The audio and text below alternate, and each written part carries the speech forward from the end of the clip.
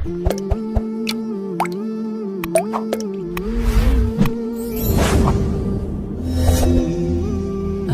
طالب العلم قم لا تنام فإن الزمان انقضى وانصرم يا طالب العلم قم لا تنام فإن الزمان انقضى وانصرم. الحمد لله والصلاة والسلام على خير خلق الله محمد بن عبد الله وعلى آله وأصحابه ومن والاه. أما بعد، السلام عليكم ورحمة الله وبركاته. ቁጥር 307 የዛዱል መዓድ ፈታዋ ነው። ዛሬ ከምናያቸው ጥያቄዎች የመጀመሪያው ጥያቄ አንድ ሰው ይሻለዋል ተብሎ ማይታሰብ ህመም ያዘውና ከረመዳን አንድ ቀን ፈታ እና መጾም አልቻለም እና ከፋራ ለማውጣት 200 ብር ጁሙዓ ላይ ለሁሉም አከፋፍለዋል እና ከዚህ በላይ ያስፈልጋል ወይ? ጀዛኩሙላህ ኸይራን ይላል። ሐኪሞች ካሁን በኋላ መጾም አይችልም ብለው ወደ ማብላት ተሸጋግሮ ከነበረ ለአንዱ ቀን አንድ ምስኪን ማብላት ግዴታ ነው። አይድንም ተባለ የሚለው ግን የቤተሰብ ግምት ነው። የሐኪም ሁለቱም መለየት አለበት። ሐኪሞች ናቸው ካሁን በኋላ አይድንም ያሉት። ይሄ የሐኪም መረጃ ከተገኘበት ጊዜ ጀምሮ ከመጾም ወደ ማብላት ተሸጋግሯልና ማብላቱ ግዴታ ይሆናል። የሆነ ሆኖ ማብላት ነው እዚህ ጋር ግዴታ የሚሆነው ከሞተ በኋላ በተለይ ቤተሰቦቹ ወይም ጾሙለታል ወይም ያበሉለታል። ለማብላቱ ግን 200 ብርን መስጠት አይደለም። አብሉ ከተባለ ማብላት ነው። ማብላትን አይተካም። አብሉ ከተባለ ማብላት። መጾም ያልቻለ ሰው ያብላ ነው እንጂ የተባለው ጥሬ ገንዘብ ይስጥ አልተባለም። ስለዚህ ይሄ መስተካከል አለበት። ያ በገንዘብ የተሰጠው ተራ ሰደቃ ይሆንለታል። መጾም ያልቻለ ሰው ያብላ። ሌሎችም ነገሮች ላይ ከፋራም ያብላ ከተባለ ኢጥዓም የሚለው ምግቡን ማዘጋጀቱ ራሱን የቻለ ዒባዳ ነው። በገንዘብ ስጥ የተባለ አለ። ለምሳሌ ዘካተል ማል እዳህን ብድርህን የወሰድከውን አይነት ገንዘብ ራሱን መልስ። ይሄ ነው ግዴታ። ዘካ በገንዘብ ነው፣ ባለህ ንብረት አይነት ነው የምታወጣው። ኢጥዓም ግን ከተባለ ከፋራ ያለበት ሰው ያብላ ከተባለ ማብላቱ ራሱ ተፈልጎ ነው። ምግብ መግዛቱ፣ ማብሰሉ፣ ምስኪን መፈለጉ፣ ወስዶ መስጠቱ የዒባዳው አካል። ይሄን አንተ ዘና ብለህ እጅ በኪስ አድርገህ ብር ቆጥረህ አውጥተህ በመስጠት መፈጸም አትችልም። ስለዚህ ከፋራ ያለበት ሰው ያብላ የተባለ ሰው ማብላትን ያለበት ይሄ እንደ ሰደቃ ይቆጠራል። አንድ ምስኪን አንድ ቀን ከሆነ ጾም ያለበት ምሳ ወይም እራት አጥግቦ ማብላት። 2-3 ቀን ከሆነ ባለበት የጾም ቀን ልክ የሟች ቤተሰቦች ምግብ ሰርተው ምስኪን ማብላት አለባቸው።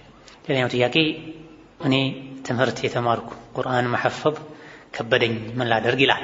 ትምህርትና ሒፍዝ አብሮ ይሄዳል በመሰረቱ። በተወሰነ መልኩ ግን ጫና ሊኖረው ይችላል። ስለዚህ አልችልም ብሎ ከመተው ትምህርቱ እስኪያልቅ ድረስ ወይም የተሻለ የተመቻቸ ለሒፍዝ የሚረዳ ሁኔታ ላይ መሆን እስኪቻል ድረስ የሒፍዙን መጠን መቀነስ። ሌላ ኃላፊነት የሌለበት ሰው 2 ገጽ መሐፈዝ የሚችል ከሆነ ትምህርትና መሰል ኃላፊነቶች ያለበት ሰው 1 ገጽ መሐፈዝ ነው። ይሄ የሚበዛበት ከሆነ ግማሽ ገጽ መሐፈዝ ነው። ይሄ የሚበዛበት ከሆነ ሩብ ገጽ መሐፈዝ ነው። በዕለቱ ብቻ 1 ይሁን 2 መስመር መሐፈዝ ነው።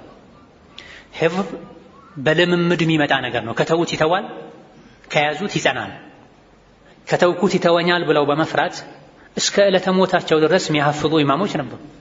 የሞቱ ቀን ራሱ ያሐፍዟሉ።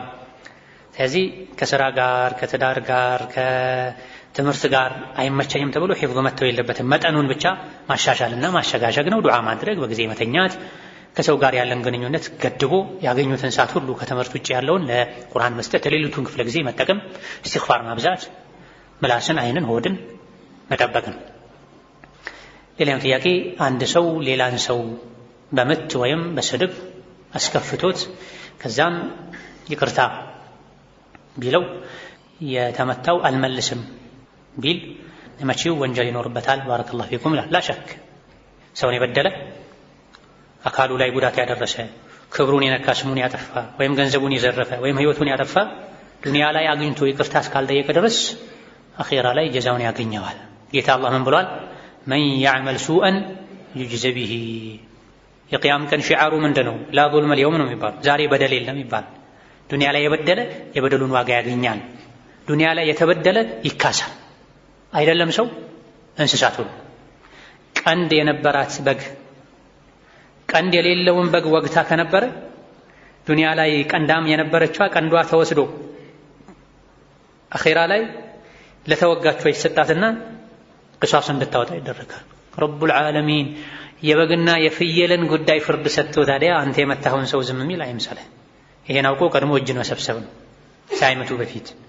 የተመታው አካል እምቢ አለ መብቱ ነው፣ አይመከርም እንጂ መብቱ ነው። እንደ ኢማን አይመከርም፣ እንደ ትልቅ ሰው አይመከርም። ላ يحمل الحقد من تعلو به الرتب ولا ينال العلا من طبعه الغضب የተባለው ለዚህ። ትልቅ ሰው ቂም አይዝም፣ ይቅርታ ተጠየቀ ወዲያው ይተዋል። ትንሽ ሰው ነው ቂም ይዘው ለነፍሱ የሚቆጣው የሚያመረው። ሰው እንደመሆኑ ለጊዜው ሊሰማው ይችላል፣ ግን ቶሎ ይተዋል። ይቅርታ ተጠየቀ፣ የተጠየቀ ሰው እሺ ብሎ መመለስ አለበት። በሱ ምክንያት አንድ የአላህ ባሪያ መቀጣቱ ለሱ ምን ትርፋለሁ? ይቅር ማለቱ ለዱንያም ለአኺራም መልካም ነው። ዱንያ ላይ ይቅር ያለ ሰው ሰዎች ዘንድ ይወደዳል፣ ይከበራል።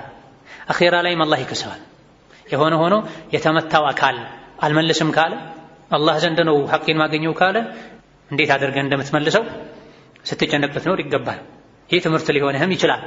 ሁለተኛ ሰው አልነካም፣ ምላሴን አፌን አልከፍትም። ሰው ላይ የሰደቡ የዘለፉ ሰውን ከትፈው ከታትፈው እየበሉ ረመዳን ሲመጣ ልጣሽ ወረቀት ወይም ደግሞ የ25 ሳንቲም የስሙኒ ቴክስት ልከው አፍ በለኝ አመቻለሁ የሚሉ ሰዎች አሉ። ይሄ አይደለም፣ እንደዚህ መጫወቻ አይደለም። አፍታ ጉዳይ የሰው ክብር አላህ ዘንድ ላቅ ያለ ነው። ካዕባ የተከበረ ነው፣ ሐራም ነው። የተኛው ሙስሊም ካዕባ ላይ ምራቁን አይተፋም። ምሳሌ ነው የምላቸው። ካዕባ ላይ ቆሻሻውን አይጠርግም፣ ካዕባን አያዋርድም። የሙእምን ክብር ከካዕባ ያላቀ ነው። ስለዚህ ቀድሞ አፍን መሰብሰብ ነው፣ መክደን ነው፣ አለመስደብ ነው። እጅን መያዝ ነው፣ አለመደብደብ ነው። ካልሆነ ቂያም ቀን ይደበደባ ነው። በላጩ ሙእምን የሆነ ሰው ቂሙን ትቶ ይቅርታ የጠየቀውን ሰው ይቅር ማለት ነው፣ ይቅርታውን መቀበል ነው። ይቅርታን ባይልህ ጌታ ሆይ ለአላህ ብዬ የበደለኝን ሁሉ ይቅር ብያለሁኝ እኔን ይቅር ትለኝ ዘንድ መባል አለበት። ይሄ ነው ትልቅነቱ። ሌላኛው ጥያቄ በማሽን የታረደ ስጋ መብላት ይቻላል ወይ? አራጁ ይወስነዋል። አራጁ ማን ነው? ማሽን ነው። ቢላዋ እኮ ነው ማሽን ማለት፣ ዘመናዊ ቢላዋ ነው፣ በኤሌክትሪክ የሚሰራ። ስለዚህ በባህላዊ ቢላዋ ይዞ የሚያርደው ሰው እምነት እንደሚወስነው ሁሉ እንስሳውን ለማሽኑ የሚያቀበለው ሰው፣ ማሽኑን የሚያበራው ሰው፣ ኦን ኦፍ የሚያደርገው ሰው ማን ነው? ይሄ ብዙ ጊዜ የሚደጋገም ጥያቄ ነው። አንዳንዶች ፈትዋሉ ይሰጣሉ፣ በሎጂክ በአቅል ምን ችግር አለው ማሽን አይደል ያረደው ይላሉ። ማሽኑ ማን የሰራው ነው? ማን የመሸነው ነው? ማን ያዘጋጀው ነው? ማን ያቀረበው? ማን እንስሳውን የሰጠው ነው ለማሽኑ? ይሄ ቀስ ያለ ዲንን አቂዳን ያበላሹ ካሉ ነገሮች መሃል አንዱ ነው። የሰውን አስተሳሰቡን ያደነዘዙት ነው፣ ያፈዘዙት ነው። አይነ አቅሉክ ያ ማሰብ አይችልም ሰው። ማሽን ያረደው ስትል ማሽን ምንድን ነው? ግንብ ያርዳል። ግንብ እኮ ነው ማሽን። ድንጋይ አያርድም። ማሽንም ብረት ነው፣ የኤሌክትሮኒክስ ዕቃ ነው፣ ማብሪያ ማጥፊያ ያለው። የሰጠው ሰው ማን ነው? ሙስሊም ቢስሚላህ ብሎ ከሰጠው አው ይበላል። ማሽን ያረደው በቢላዋ እንደታረደ ነው የሚቆጠረው። የሰጠው አካል ቢስሚላህ ካላለ ሙስሊም ካልሆነ አይበላም። ሌላው ቢስሚላህ ሳይባል የታረደ ሐላል የሆነ እንስሳ ስጋውን መብላት ይቻላል። ቢስሚላህ ሳይባል የታረደ አይበላም። ወላ ተእኩሉ ሚማ ለም ዩዝከር ስሙላሂ ዐለይሂ ወኢነሁ ለፊስቅ ሱረቱል አንዓም ላይ ቢስሚላህ ያልተባለበትን አትብሉ ብሏል አላህ ተባረከ ወተዓላ። የረሳስ እንደሆነ ይሄ ላይ ነው ኺላፍ ያለው። ኢማሙ ሻፊዒ ረስቶ ሙስሊም ከመሆኑ ጋር በተለምዶ ቢስሚላህ ከማለቱ ጋር ቢስሚላህ ብሎ ለማረድ ከመዘጋጀቱ ጋር ያለ ቢስሚላህ አይታረድም ብሎ ከማመኑ ጋር ማረጃው ጋር ተደናብሮ ቢረሳ ኢነመል አዕማሉ ቢንኒያት ይበላል አሉ። ኢማሙ አሕመድ ግን በጭራሽ ይሄ መጣል ነው ያለበት፣ የአሞራ ሌሎች የአውሬዎች ቀለም ነው መሆን ያለበት ብለዋል። ከጥንቃቄ አንጻር ይሄ ነው የሚሻለው። በረመዳን ውስጥ ሀይዱ መስሎኝ 15 ቀን ሙሉ ሳልጾም ሳልሰግድ ጠበቅኩት። ከ15 ቀን በኋላ የበሽታ ደም ይሆናል ብዬ ጾሜን ሶላቴንም ጀመርኩ። መጨረሻ ላይ አልቆም ሲለኝ ወደ ሐኪም ወደ ሕክምና ስሄድ ከማህፀን ውጪ የተፈጠረ እርግዝና ነበረ። እሱ ወርዶ ነበር ሲፈስ የነበረው። ጥያቄው እየፈሰሰኝ እያለ የጾምኩትን ጾም ቀዷ አወጣለሁ። 15 ቀን አካባቢ ጾሜያለሁ። ሕክሙ የኒፋስ ደም ነው ወይስ የበሽታ ደም? የፈረሰው ጽንስ የሰውነት ቅርጽ ከነበረው ጽንሱ ከማህፀን ውጭ ሆኖ ያን ያክል ገፍቶ ከነበረ የኒፋስ ደም ይሆናል። አይሰገድም፣ አይጾምም። መጾም በማይቻልበት ሁኔታ ላይ የተጾመ ጾም ቀዷ መውጣት አለ። ጽንሱ እዛ ደረጃ ካልደረሰ የመጀመሪያዎቹ ሳምንቶች ላይ ከሆነ ምንም አይነት የሰውነት ቅርጽ ካልነበረው ጾሙ ትክክል፣ ሰላቱን ትክክል። ስለዚህ የጽንሱ ዕድሜ የወጣው የፈረሰው ጽንስ ዕድሜ ይወስናል። አንድ ሰው ዘካ ማውጣት ያለበት ስንት ብር ካፒታል ሲኖረው ነው? በብር አይደለም ዘካ የሚሰላው።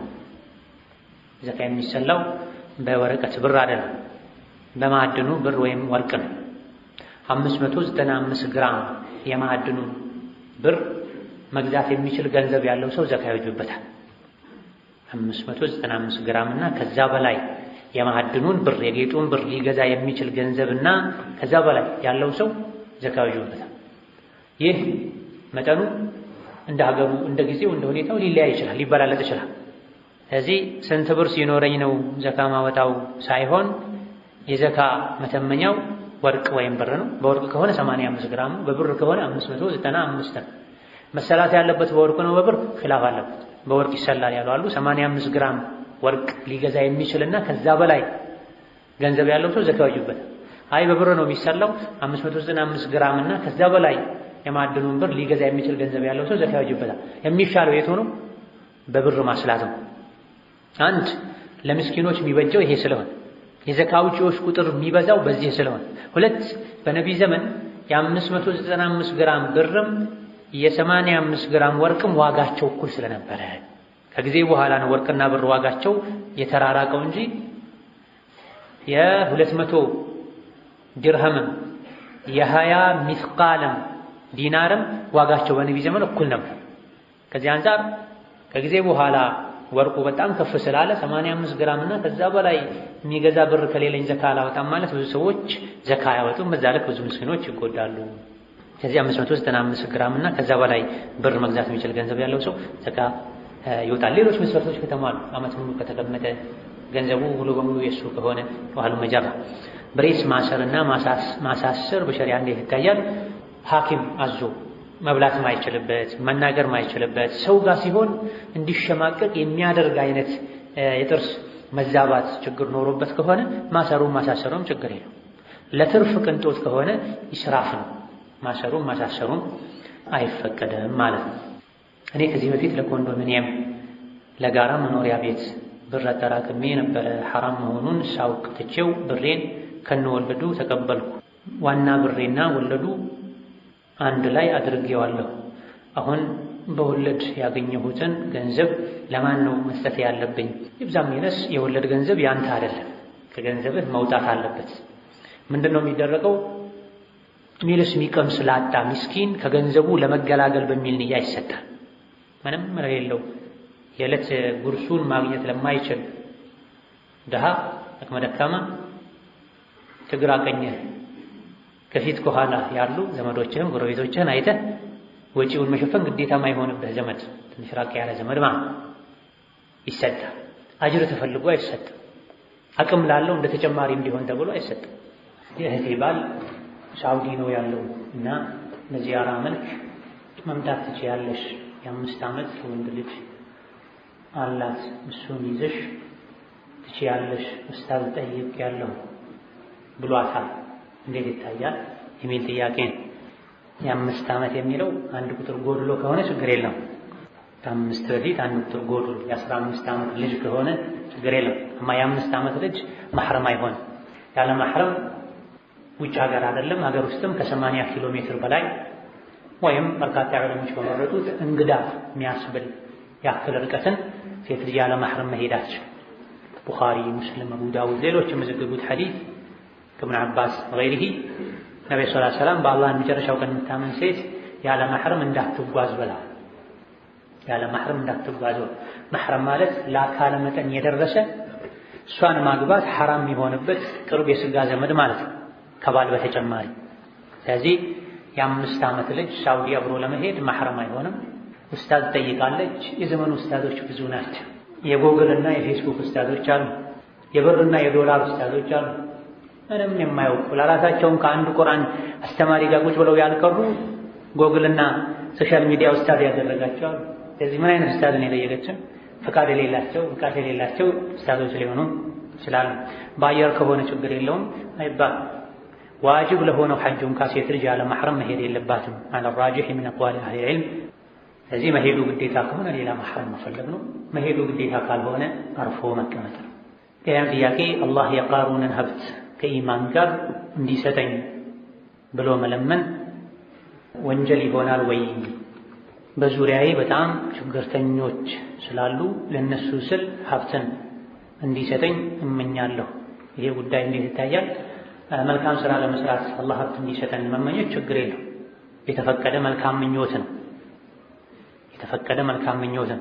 መስጂድ ልሰራ፣ ለወላጅ አልባ ህፃናት መኖሪያ ልሰራ፣ የታመሙን ላሳክም፣ ቤት የሌላቸውን ቤት ገንብቼ ልሰጥ፣ የዓመት ክራቸውን በየዓመቱ ልሸፍን ብሎ መመኘት ችግር የለም። ነገር ግን ዱዓ ሲያደርጉ የቃሩንን ሀብት ስጠኝ ማለት ዱዓ ማድረግ አለመቻል ነው። የነቢ ዱዓ የተሻለ ነው። የቁርአን ዱዓ የተሻለ ነው። የሰሓቦች የታቢዒዎች ዱዓ የተሻለ ነው። ረበና አቲና ፊዱንያ ሐሰነ ወፊል አኺረቲ ሐሰነ ወቂና ዐዛበን ናር። ወደ ቃሩን ምን ወሰደ? እንደው በምንም መልኩ የቃሩንን ስም መጥላት አለብህ? እሱ ምኑ ይቀናበታል? ስለዚህ ከዱንያ ለእኔ የሚበቃኝ ወደ አንተ የሚያቃርበኝን ስጠኝ ይበል። ለእኔ የሚበቃኝ ወደ አንተ የሚያቃርበኝ ኸይር ምሰራበት፣ አንተ የምትወደውን ሁሉ ማደርግበት፣ አንተ የምትወደው ነገር ላይ ሁሉ ወጪ ማደርግበት በል። የተሻለ በላጭ ዱዓ የቁርአን ዱዓ፣ የነቢ ዱዓ። ሴቶች ሐኪም ቤት ለጽንስ ሕክምና ሲሄዱ ሴትም ወንድም ሐኪም ኖሮ ግን በሩራ ነው እያሉ ወንዱ ሐኪም ጋር ይገባሉ። ለምን ሴት ጋር አትገቡም ሲባሉ ሴት ትሪት አታደርግም ይላሉ። ሀፍረተ ገላን በእንዲህ አይነት ሰበቦች ማሳየት ለወንድ ሐኪም እንዴት ይታያል? ይሄ የሀፍረት ማነስ ምልክት ነው። አማራጭ ያለ ሴት ሐኪም ያለች ወንድ ጋር ገብቶ አልጋ ላይ ተጋድሞ ልብስን ገልጦ ለወንድ መታየት የሐያ የሀፍረት ማነስ የኢማን መሳሳት ምልክት ሲጀምር አይፈቅድ። ሴት ዶክተር ያለች አይደለም ለማህፀን ክትትል ለሌላም ሕክምና ወንድ ዶክተር ጋር መሄድ አይቻልም። ሴት በወንድ መታከም ይፈቀድ ዘንድ መሟላት ካለባቸው መስፈርቶች አንዱ ሴት ሐኪም ከሌለች። ይሄ ከጥንት ጀምሮ እነ ኢማም ነወዊ እነ ኢብኑ ሙፍሊህ ሌሎችም ጠቅሰዋል። መቼ ሴት ወንድ ጋር ወንድ ሴት ጋር መታከም የሚችሉት መቼ ነው? ወንድ ሐኪም ካጣ፣ ሴት ሐኪም ካጣች። የጽንስ ክትትልን በተመለከተ ሲጀምርም አይደለም ወንድ ጋር ሴትም ጋር ሄዶ መከታተል ማህፀንን ገልጦ ማሳየት አይቻልም የሚሉ ዑለሞች አሉ። ለምን? ከጥንት ጀምሮ ሴቶች እናቶች ቤት ሲወልዱ እናውቃለን። ያን ያክል የተረጋገጠ ጉዳት የለም። ምጥ ጀምሯት ምጥ ከበረታባትና በተለመደው መንገድ ቤት መገላገል እንደማትችል ከተረጋገጠ ይሄኔ መሄድ ይቻላል እንጂ ሴት ልጅ ምጥ ጀመራት ሐኪም ቤት እዛችሁ አትሩጡ፣ 3-4 ወንዶች እንዲፈራረጉባት አድርጉ። ይሄ ሊቻል ይቅርና ሴት በሴት ነርስ እንኳ ሀፍረተ ገላዋን ገልጣ ማሳየት የለባትም ክትትል ተብሎ የሚሉ ዑለሞች አሉ። በዘመናችን እንዲህ አይነት አቋም ካላቸው አንዱ አልባኒ ነበሩ ረሂመሁላህ ተዓላ። አያስፈልግም። ከድሮ ጀምሮ ሴት ቤት ነው የምትወልደው። ነገር ግን አሁን ላይ ያለው የአመጋገብ ስርዓት፣ የህይወት መንገድ፣ የሰዎች የጤንነት ሁኔታ ይህም ብሎ ለመዝጋት ላያስችል ይችላል። ሰዎች የበሽታ የመከላከል አቅማቸው ደክሟል። በሚመግቡት የኬሚስትሪ ውጤት በሆነ ምግብ፣ የጨው፣ የስኳር፣ የዘይት ውጤት በሆነ ምግብ አማካኝነት የምታምጠውም በምጥ የሚወለደውም ጤና ለአደጋ ሊጋለጥ ይችላል። ስለዚህ ወደ ሐኪም ቤት መሄድ አስፈላጊ ከሆነ ችግር የለውም። ነገር ግን ገና ከሁለተኛው ከሶስተኛው ወር ጀምሮ ወንድ ጋር የሄዱ በየወሩ በዓመት 9 ጊዜ ዶክተር ጋር ሄዶ መታየት፣ አንዳንዴ በሳምንት 2 ወር 2 ይሄ አደጋ ነው፣ ኸጠር። የሆነው ሆኖ ይሄም አስፈላጊ ሆኖ ከተሄዱ ሴት ዶክተር እያለ ወንድ ዶክተር ጋር ገብቶ መታየት ሐራም ነው። ሐራም የሚለውን ቃል ትርጉሙን ያውቃል መቼም ወንጀል። ሴት ትሪት አታደርግም፣ ይሄ አንድ ሸይጣን የዘራው ወሬ ነው። ሴት ታዲያ ለምንድን ነው የምትማሩ? ለምንድን ነው የምትማሩ? ሲማሩ ሂጃባቸውን ትተው ሐያቸውን ቀንሰው ተገላልጠው ከወንድ ተሻምተው ይማሩ። ለምን ሲባሉ ሴት እህቶቼን ማገዝ ፈልጋለሁ ይላል። እንደዚህ ሆነው ተምረው ወንበር ላይ ቁጭ ሲሉ ደግሞ ሴት ልጅ አታግዝም፣ አትረዳም፣ ይጨከናሉ። ሱብሃንአላህ هذا من تزيين الشيطان። ይሄ እኩይ ተግባርን መጥፎ ስራን ሸይጣን የሚያስቡበት አንድ መንገድ ነውና ሴት ዶክተር እያለ አይደለም አንድ ሐኪም ቤት ያሉበት አካባቢ ላይ በጣም ሳይቸገሩ ሌላ ራቅ ያለ ቦታ ላይ እንኳን ሴት ሐኪም ካለች ወንዱን ሐኪም መርጦ መሄድ አይቻልም። ወንድ ያለበት ሐኪም ቤት መርጦ መሄድ አይቻልም። በወንድ መታየት የሚቻለው ለማህፀን ኬዝም ይሁን ለሌላ ጉዳይ ሴት ሐኪም ከሌለች፣ ለጥርስም ይሁን ለሌላ ችግርም ይሁን አይደለም ለማህፀን ወደ ወንድ መሄድ የተከለከለ ነው። ነገር ግን ሐያ ጠፍቶ ኢማን ሳስቶ ቀልብ ደርቆ ሱብሃንአላህ አንዳንድ ቦታ ላይ ያሉ ክሊኒኮች ወይም የምርመራ ክፍሎች ይሄ የወንድ ነው የሴት ምንም አይለያቸውም። በመሃላቸው ያሉት ጥቂት ሜትሮች ናቸው። አንዳንዴ ረጅሙን ጥቁሩን ጨርቁን ካየጎተተች ወደ ወንዱ ትገባለች።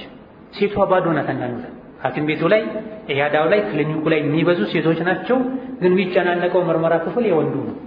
ሴቷ ቁጭ ብላ ስልኳን ትጎረጉራለች።